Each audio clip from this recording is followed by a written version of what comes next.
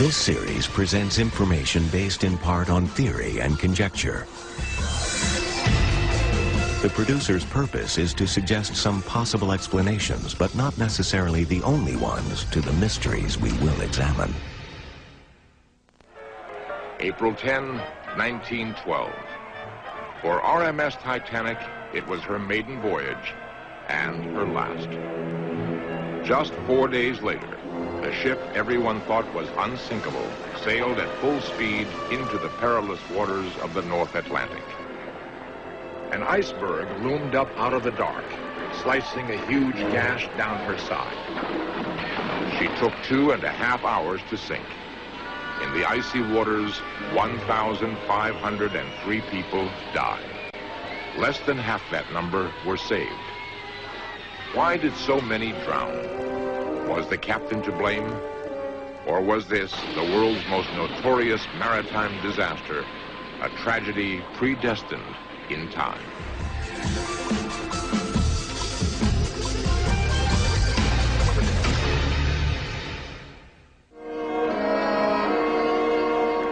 The precise point in the North Atlantic where the Titanic went down has never been satisfactorily located.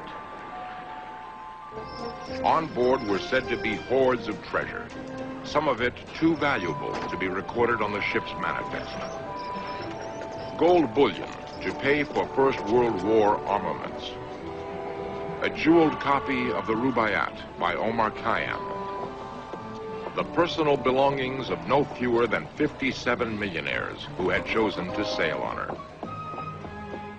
The upper decks of the Titanic, said a commentator, had a smell all of their own, a smell of perfume and of champagne and of wealth.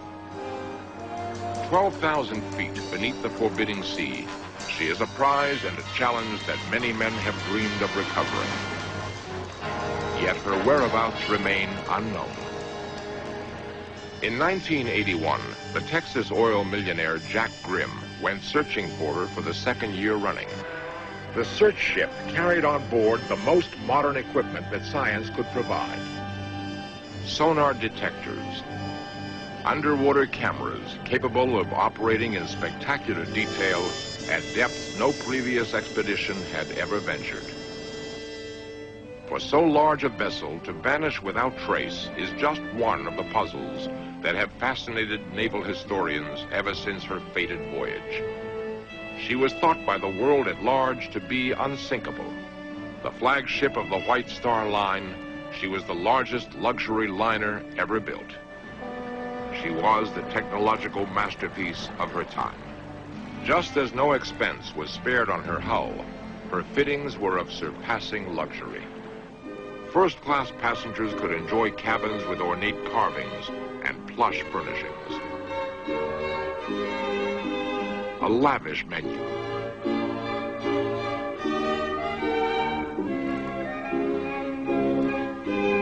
Silk sheets adorned some beds.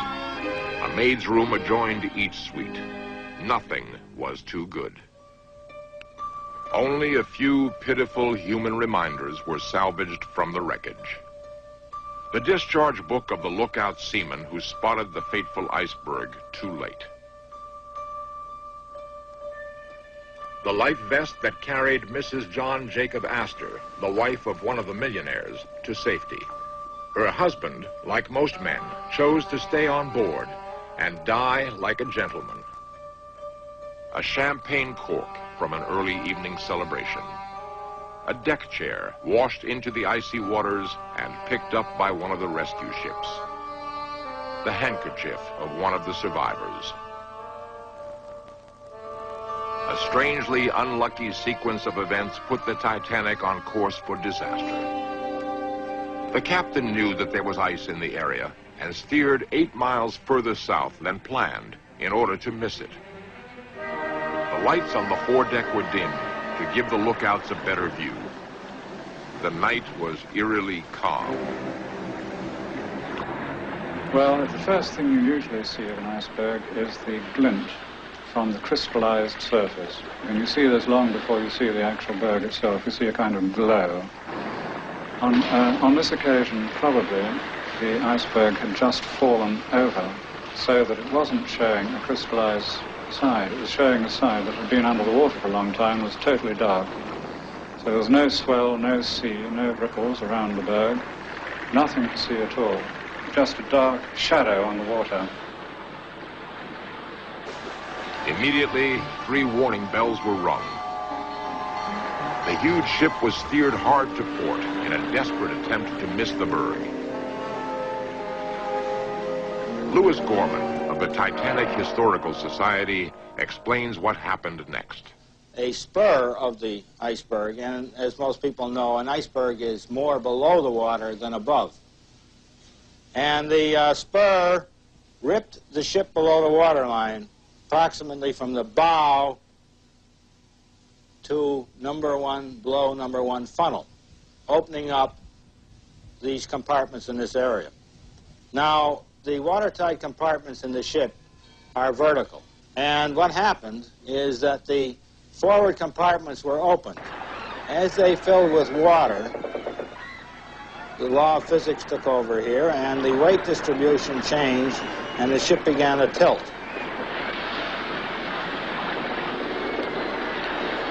Had the ship hit the berg head-on, she would not have sunk. She would have absorbed it in maybe the first 2 compartments, and she would have maintained her floatability. However, this did not happen, and the spur of the iceberg acted as a big razor blade opening up the compartments. As this happened, they did not realize, of course, the passengers, the extent of the damage. This was such a large and well-built ship that it felt just like a jar. Eyewitnesses' account tell us that many people didn't realize it.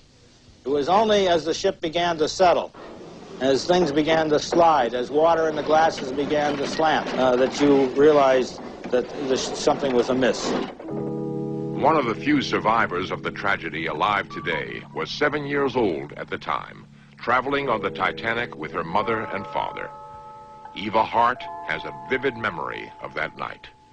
The greatest tragedy about the Titanic is the fact that she hadn't enough lifeboats.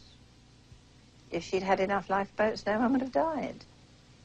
And so it was just a question of the people who were on deck first, people who were there in plenty of time, got a seat in a lifeboat. Their lives were saved. And because my mother was wide awake and fully dressed, we were up on deck right away. My mother said it was such a little bump that it reminded her of a train pulling up. You see, we were on the port side of the ship, and this tremendous gash was on the starboard side of the ship, and it certainly wasn't enough to wake me. My father went up on deck as she made him go, and he came back and said to her, "You'd better put on this very thick coat of mine, and I'll put on another one." Which he did. He put this thick coat on her, and he put another coat on himself.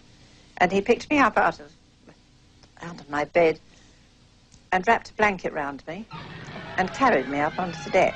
And people were milling about up there. My father said to my mother, "Now stand here by this lifeboat, but whatever anyone may say to you, don't move." And we stood there, and gradually people came thronging onto the deck, and there seemed to be people rushing about, and to my recollection, a tremendous amount of noise.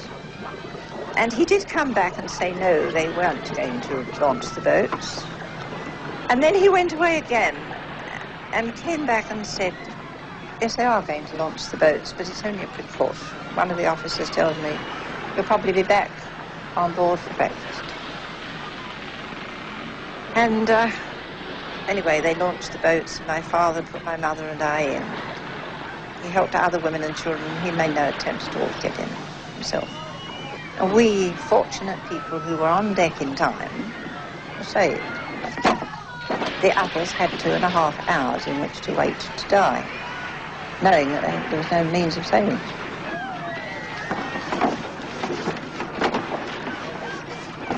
Well, quite the most terrifying thing that I think, the thing that I can't even bear to think about now, is the sound of people drowning. When they finally were all in the water, the ship went under the water, all of which we saw, and I was wide awake. The terrible sound of people drowning, nothing could describe it.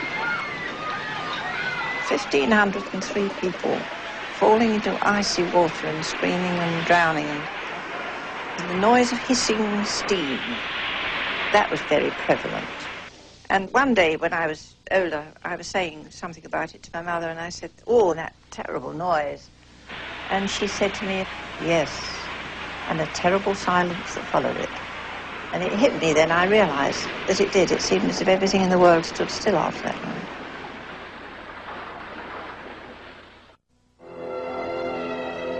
Gradually, the full and terrible extent of the tragedy became known. While mourners grieved, newspapers started asking questions. Who was to blame? Why were there so few survivors? The hunt for a scapegoat began. The world was stunned by the tragedy of the Titanic, and ever since, writers have tried to piece together the causes of the disaster. At an inquiry headed by Lord Mersey, vital questions were asked, one by one. I understand the Titanic was engaged in a race to beat the speed record across the Atlantic. Is this true? She was not, as some people surmise, trying to break the speed record for the North Atlantic. She was not that fast. The Titanic received at least 4 warnings of icebergs in the area. Why did she ignore them? The fourth and most dramatic warning came about dinner time. This was of icebergs and growler ice right in the path that she was taking. Now, there's a lot of doubt whether this ever got to the bridge. At the time, the Titanic's radio officer was sending personal messages to the shore from the passengers, expecting to get ashore the following day, etc. And probably this message, this vital message, never got to the bridge. Everyone thought the Titanic was unsinkable. Why then did she sink? No marine architect would say such a ship is unsinkable. However, by the standards of design at the time, it was the best designed ship in terms of compartmentation and floatability. Knowing there was ice in the area, why did Captain Smith not slow down or even stop like other liners in the area? Quite simply because it was the custom of the White Star and most of the other crack transatlantic liners to get their passengers to the other side without stopping if they could avoid it. They did so because they knew that with a good lookout they could see icebergs, and unless the visibility was bad, they didn't stop. So the Titanic didn't stop, and it is only with hindsight that you might ask, why did she not stop or slow down? How carefully did the crew look for icebergs? Can they be charged with carelessness or negligence? In those days, there was no such thing as radar. The only procedure was extra lookouts. For example, in the forward lookout, 2 lookout men were set. All precautions that could be taken, apart from stopping the ship, were in fact taken. The lights on the foredeck were dimmed so they wouldn't dazzle the lookouts. The lookouts were warned to look out for ice. Every witness agrees that with enough lifeboats, every single person on the Titanic could have been saved. Why then were there so few lifeboats?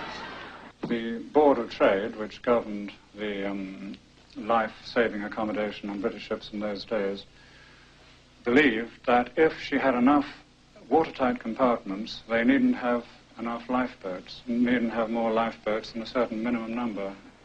So, was no one to blame? With 1,503 people drowned, the inquiry had to come up with an explanation. The judgment was that a nearby ship, the Californian, had failed to come to the rescue quickly enough. Her captain, Stanley Lord, was censured. But ever since, there's been a fight to clear his name. Mystery still surrounds the part that the Californian played. Her radio operator, it is said, was asleep at the time. Her logbook shows she was stationary among the icebergs. Captain Lord was inexperienced in such conditions. But could she have seen the distress signals from the Titanic and failed to answer them? This was the crime for which Captain Lord was pronounced guilty. As the survivors bobbed about in their lifeboats waiting to be rescued, undoubtedly a ship of some sort approached. I saw a ship, which seemed to me to be quite close by, close enough to see all her ports and the lights on her deck, and definitely not moving.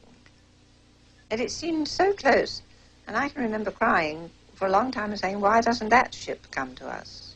It wasn't big compared with the Titanic, because she was very big.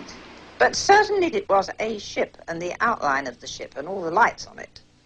Not just some lights on the horizon. But was this ship the Californian? Peter Padfield, having examined the evidence from both the British and American inquiries into the disaster, thinks Captain Lord was made a scapegoat. To my mind, the evidence is conclusive. It could not have been Captain Lord, because when the Titanic sank, none of the lookouts or the officers on the watch of the Titanic could see any ships in the vicinity. Subsequently, while they were getting the boats down, a ship did appear, came towards the Titanic until she was as close as 5 miles, and you could see her side lights, and then she turned and went away again. The evidence is conclusive that the Californian was stopped during the whole night, and therefore that single fact, apart from many others, convinces me that it couldn't possibly have been the captain of the Californian. The dispute is basically about the relative position of the two ships. According to the inquiry, the Californian was no more than 5 miles away and should easily have seen the distress signals. But in the confusion that followed the collision with the iceberg, did the Titanic signals officer make a mistake? He worked out a position by dead reckoning, based on a star sighting 6 hours before. He did not allow for drift. The currents in that part of the North Atlantic are powerful. Allowing for drift, it's possible that the Titanic and the Californian would have been separated by at least 20 miles, and the distress signals impossible to see.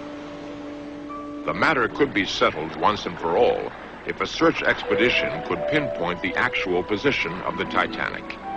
So far, this has not happened, as the chief scientist of the 1981 vessel admitted. The one interesting thing is where the Titanic, this is where the Titanic hit the iceberg, okay? The current was drifting in this direction, and here is where they picked up the survivors hours later. You can see we have quite a few anomalies in that particular area. The scientists can't tell for sure if it's a man-made object or geological. There is considerable doubt about whether the Titanic is still intact. Charles Haas of the Titanic Historical Society explains the possibilities. Many survivors' accounts report that there was a loud, roaring, rumbling noise as if everything in the ship had broken loose and had crashed down to the bow. In fact, this was probably the ship's boilers.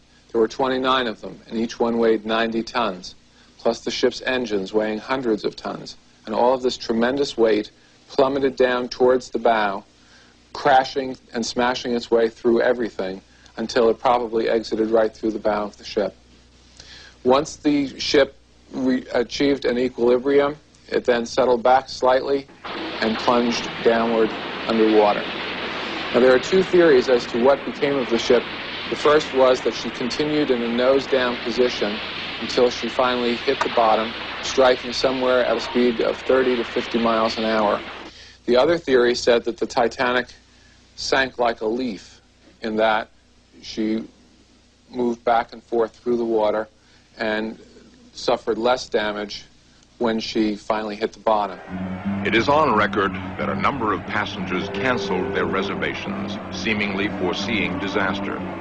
It was an extraordinary coincidence that she should sink on her maiden voyage and that she should strike an iceberg below the waterline in the only way that made her vulnerable. Eva Hart's story of her mother's premonition of disaster is just one of many similar tales. My father made up his mind to cut his losses here and to go to Canada. Well, he booked a first-class passage for us in the ship called Philadelphia.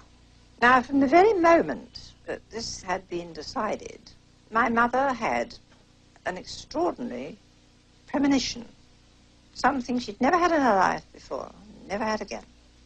Then came the day I heard my father say to her very crossly, and I wouldn't mind quite so much if you told me what it is you're so frightened of. And she said, I couldn't tell you, I don't know. But I know it's a fatal thing for us to do, we just mustn't go. And then came the news that we couldn't sail in the Philadelphia because there was a dock strike, and I really think my mother thought that was more or less a reprieve. but not my father. And one day, to his immense joy, we were told that if we paid some extra money, we could go second class in the Titanic. Largest ship in the world. And then and only then did my mother say, well, now I know why I'm frightened. And he said, why are you frightened? And she said, because they say this ship is unsinkable, and that is flying in the face of God. We will never get there. And she was so right. And never again in her life did she have premonition.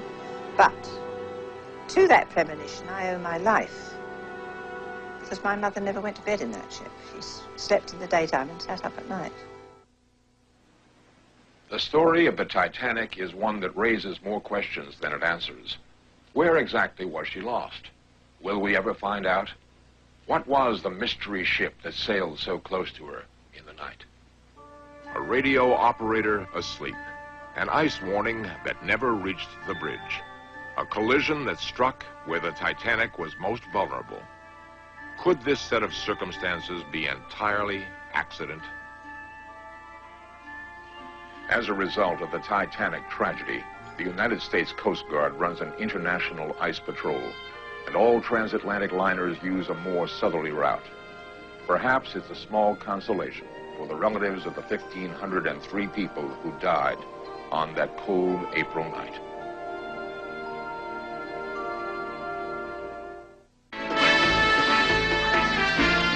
Coming up next, In Search Of continues with a probe into the claim that the sinking of the Lusitania was part of a plot to engage the U.S. in World War I.